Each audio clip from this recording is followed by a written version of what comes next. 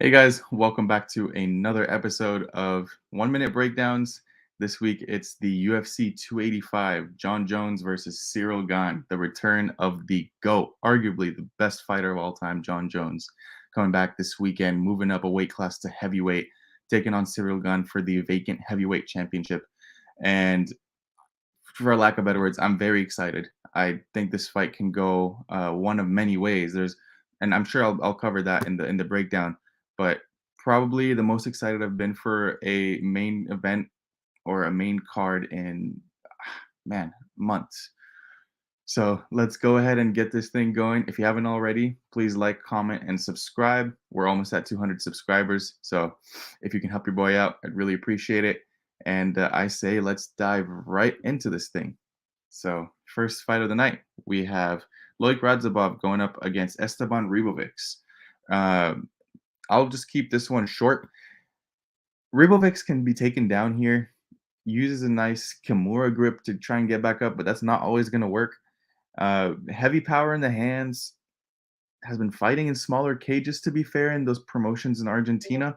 And those aren't like the promotions that you want to see fighters fight in. I mean, obviously, if you're in a smaller cage, you're going to be able to land a lot quicker and whatnot. He throws bombs and trusts his chin.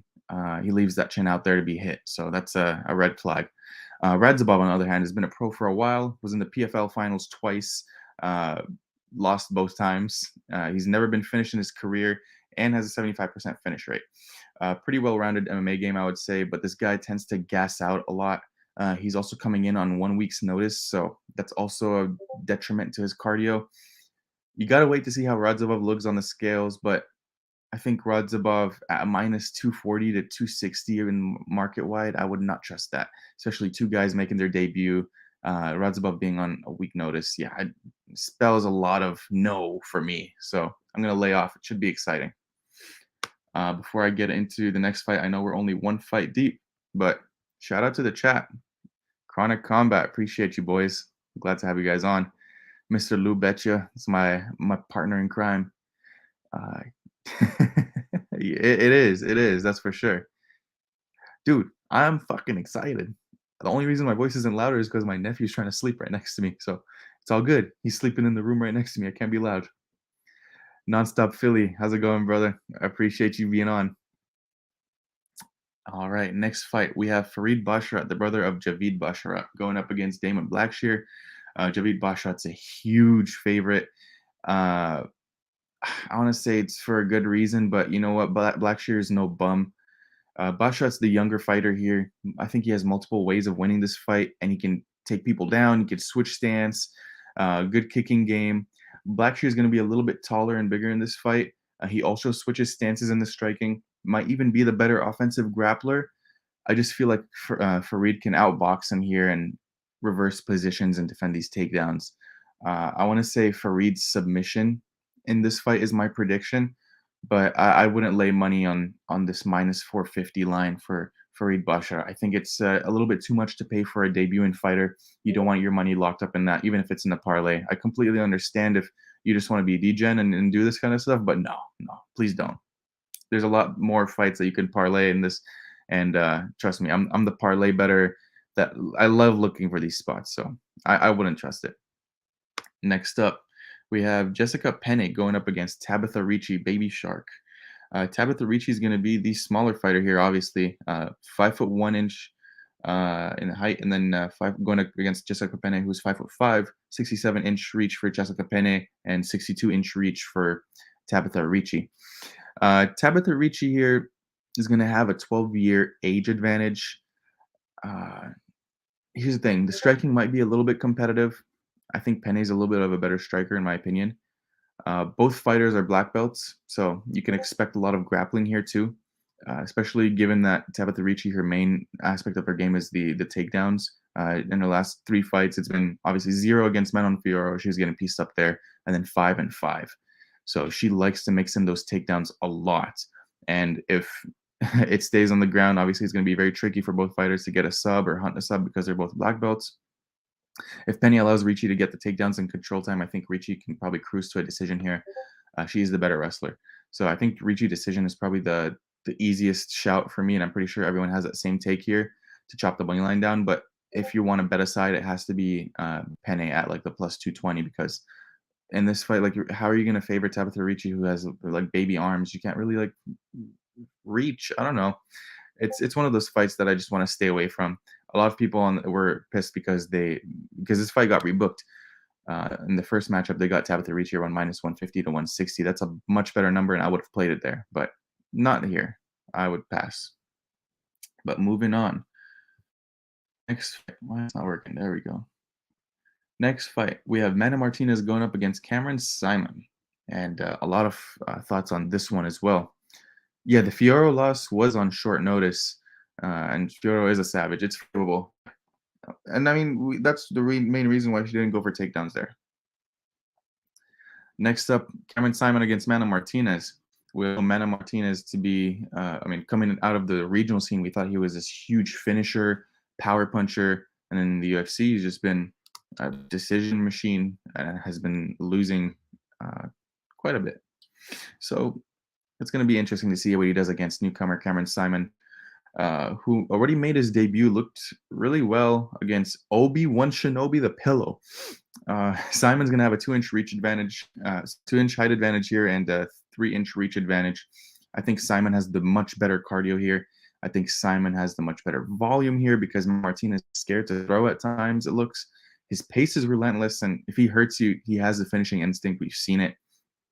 And here's the thing with Mana Martinez. He brings power to the table. He starches people, and Cameron Simon leaves his chin open.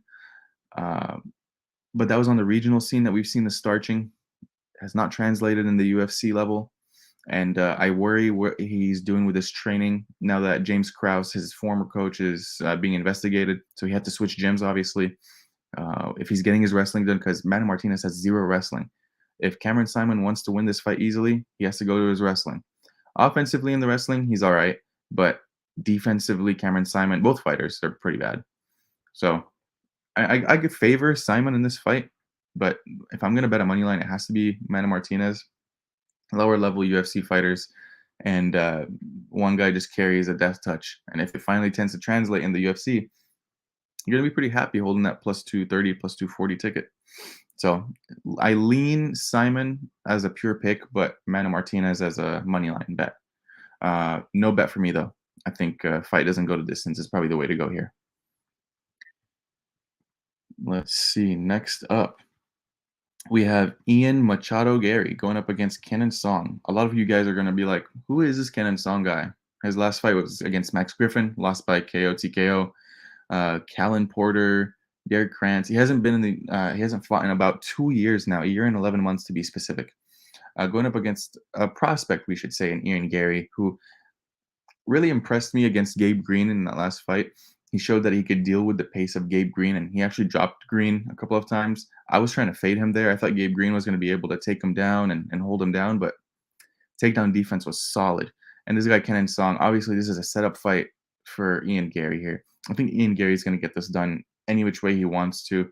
He's only had one submission in his career, so I want to lean towards the knockout. His knockout and inside a distance line is probably only like a 15% difference. So I'm personally going to be looking at that inside the distance line for Ian Gary, even though he hasn't shown to be the best finisher in the UFC. I think you can get this guy, Kenan Song, out, who hasn't been in the cage for 2 years. That's a long time, and this guy's 32 years old, starting to get up there in age for the division. So give me Ian Gary. He's going to be the taller fighter here by 3 inches, and he's going to have a 2.5-inch reach advantage. Next up, we have Julian Marquez going up against Marc-Andre Barriault. And boy, do I have a take on this one. What has Julian Marquez done in the UFC? Realistically, he's been really good at winning fights that he's been losing. Fights that he's been that he's had 10-8 cards in rounds against. Like how are we supposed to be confident in Julian Marquez? And I think there's a little bit of recency bias when it comes to this line because Barriault got knocked out pretty brutally by I can't remember his name, Chidi Njokuani, and because he lost his last fight against Anthony Fluffy Hernandez, who's a drowning grappler. There's a lot of recency bias here. Julian Marquez is not going to bring the grappling here, even though he's a black belt or a purple belt. I can't seem to remember. And when it comes to the volume, the pace, the output, it's all on the burial side. I think in the first round, Julian Marquez might be able to offer a little bit of power. Other than that, I think Marc-Andre Barrios he cruises in the second and third round to a decision and maybe even a late finish. Barrios is the more active fighter. He is the more powerful fighter. I think his chin is a lot more durable than Julian Marquez.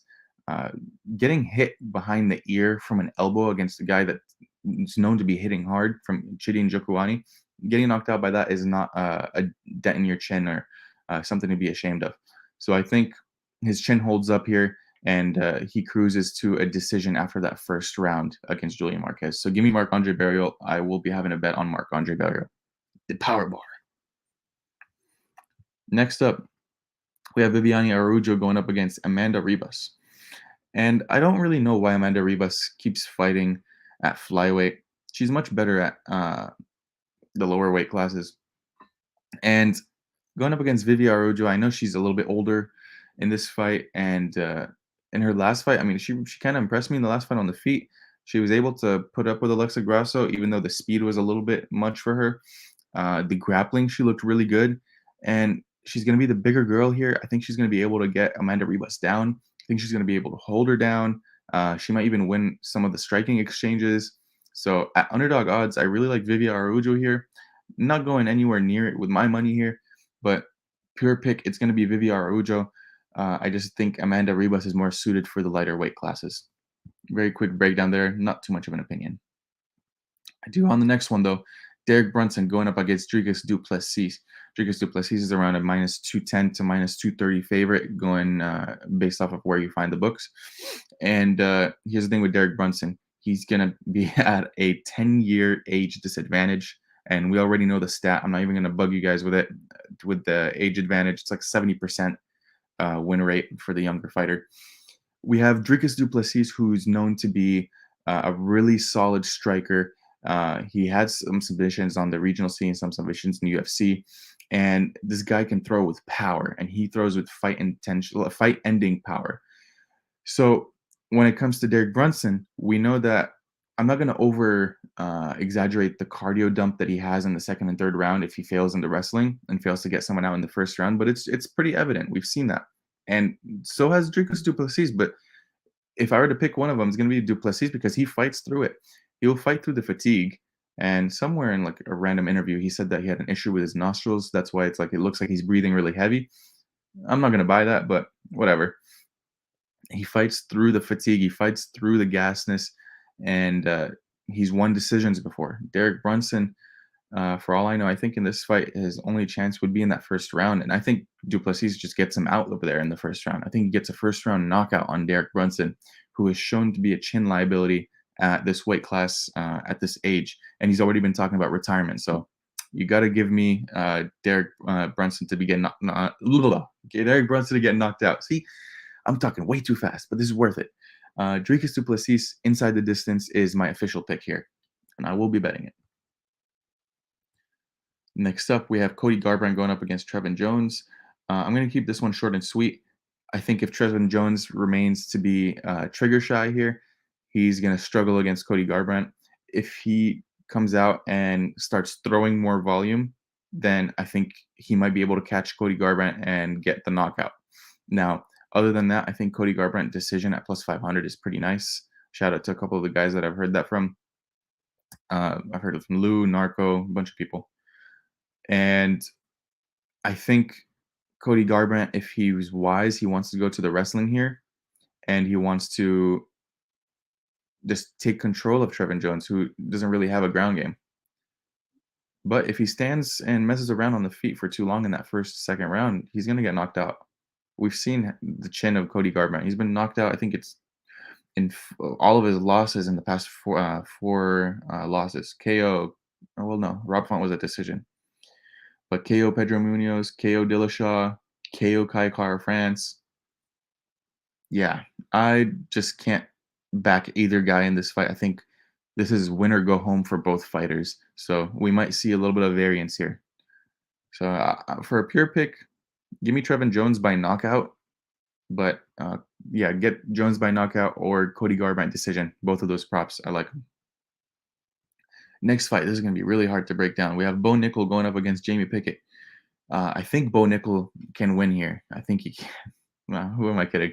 He's a minus 1,400 favorite, for God's sake. I don't even think I need to break this down. I think he gets it done, as my friend Lou would say, by prison rape in that first round. Submission. Yeah, I think he gets it done by submission. Obviously, that's the most favorable outcome. Minus 120 for him to win a sub on the whole fight.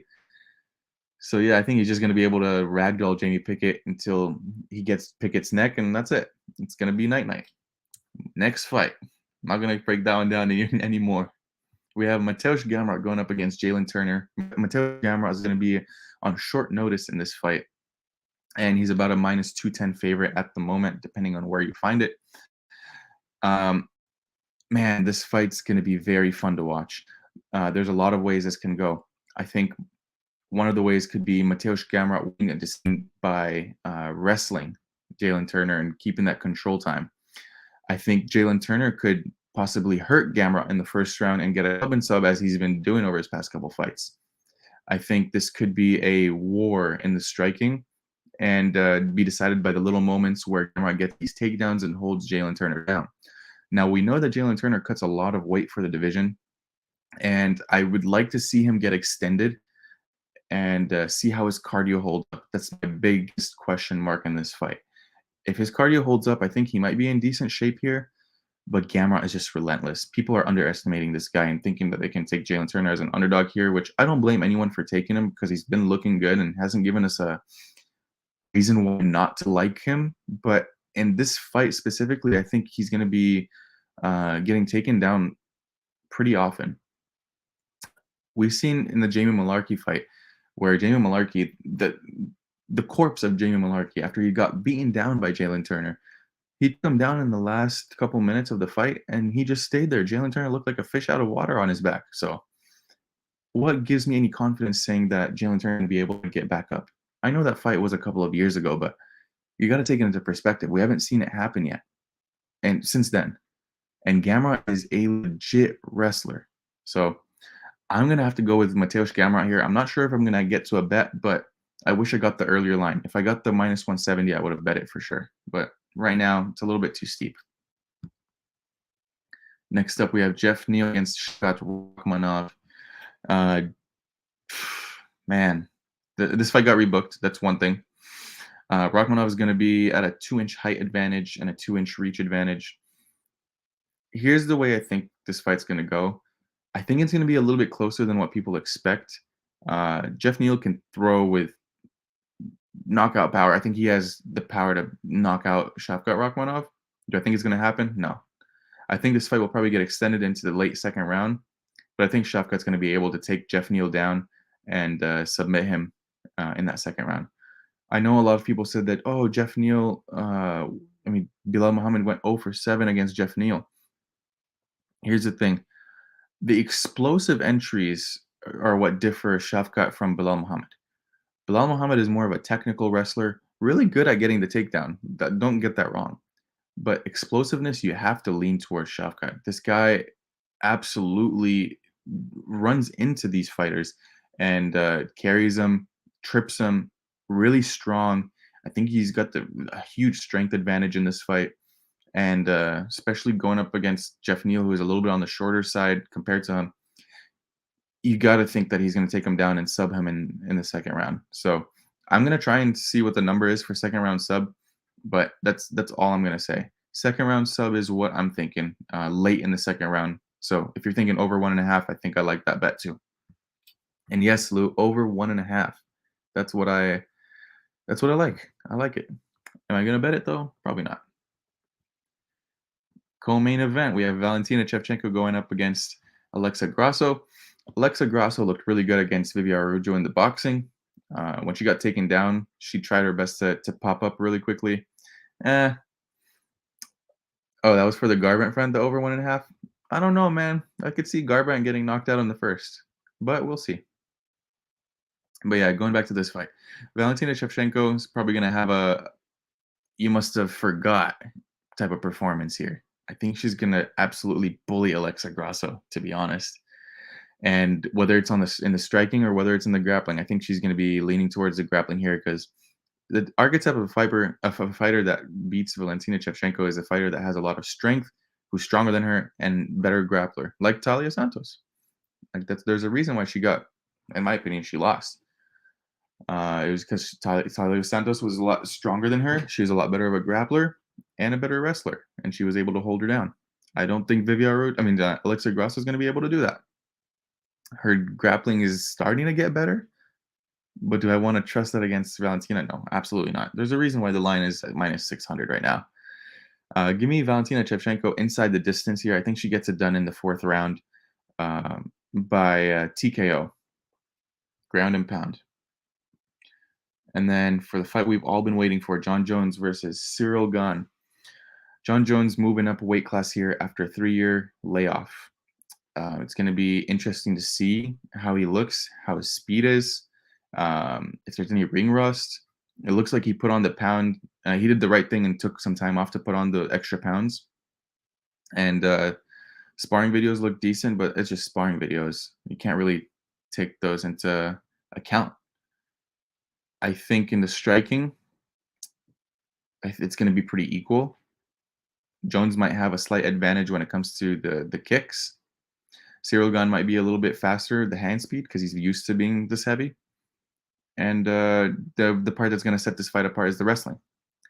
The wrestling of Jon Jones. If he's successful in the wrestling, in the trips, I think he cruises to a decision here, or even a third round crucifix ground and pound win. Yes, that's the specific type of thing I'm leaning on here.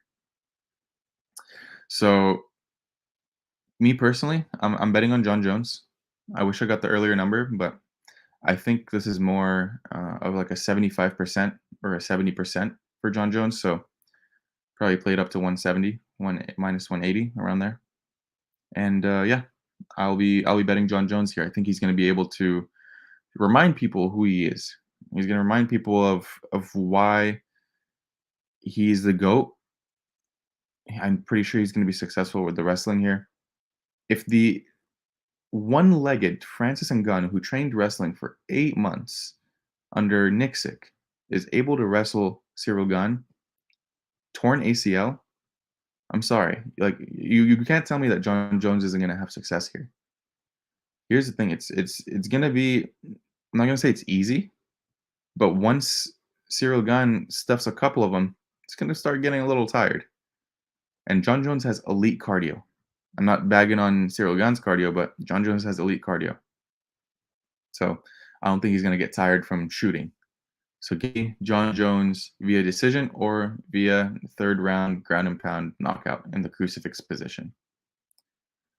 Let's go over these comments. Yes, sir, Lou. Let's do this. Round 2 sub plus 1,000.